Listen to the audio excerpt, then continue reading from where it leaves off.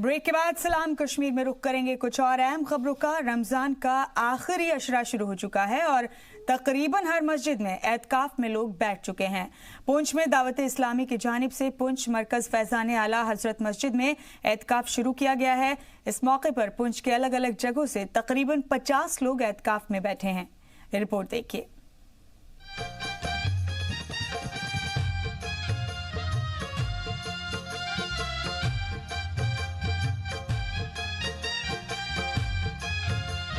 रमज़ान का मुक़द्दस महीना पूरे आबोताब के साथ रहमत, मग़फ़िरत और निजात का पैगाम देता हुआ अपने आखिरी पड़ाव की तरफ गामज़न है। जहन्नम से आज़ादी का अशरा यानी तीसरा अशरा शुरू हो चुका है।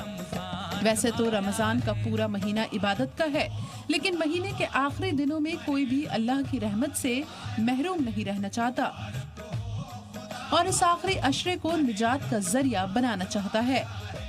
इस अशरे का सबसे बेहतरीन अमल एतिकाफ है। रमजान के आखिरी अशरे में एतिकाफ सुन्नत किफाया है, यानी मोहल्ले से एक आदमी भी एतिकाफ कर ले तो पूरे मोहल्ले के जिम्मे से एतिकाफ साकित हो जाएगा, वरना सब के सब गुनहगार होंगे। 20 रमजान को सूरज गुरूब होने से एतिकाफ शुरू हो जाता है और ईद का चांद नजर आने तक रहता है।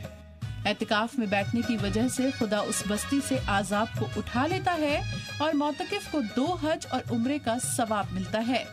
मोतकिफ के लिए जो एतिकाफ सुन्नत एतिकाफ रमज़ान शरीफ के आखिरी अशरे में होता है, जो मोमिन ये 10 दिन एतिकाफ की नीयत से मस्जिद में बैठेगा उसको 2 हज और 2 उम्रों का अल्लाह तबारक तआला सवाब अता फरमाता है। पुंछ में हर इलाके की मस्जिद में एतिकाफ शुरू हो चुका है। दावत इस्लामी की जानिब से पुंछ मरकज में फैजान आला हजरत मस्जिद में एतिकाफ शुरू किया गया है। इस मौके पर पुंछ के अलग अलग जगहों से तकरीबन 50 लोग इस एतिकाफ में बैठे हैं और ईद का चांद देखने तक ये सभी मस्जिद के अंदर ही इबादत में मशगूल रहेंगे। गुस्ल का तरीका क्या है, गुस्ल के अंदर फ़राइज़ क्या हैं, ये सारी चीज़ें जो है उनको पता नहीं होती हैं। तो अल्हम्दुलिल्लाह रब्बिल आलमीन दावत इस्लामी ने इस काम को जो है अपने ज़िम्मे लिया और हर इस्लामी भाई यानी एक आम इस्लामी भाई को ये चीज़ सिखाई कि आप प्रैक्टिकल करके सिखाया कि गुस्ल ऐसे किया जाता है और वुज़ू और नमाज जनाजा जो है इस तरीके से इसको गुस्ल दिया जाता है और ऐसे नमाज जनाजा पढ़ा जाता है या पढ़ाया जाता है। रमज़ान का मुक़द्दस महीना रोज़गारों पर अपनी रहमतें लुटा रहा है।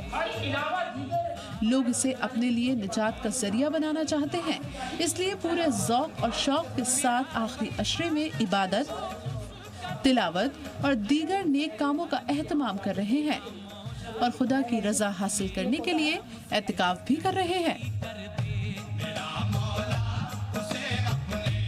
रमेश बाली की रिपोर्ट, जी मीडिया।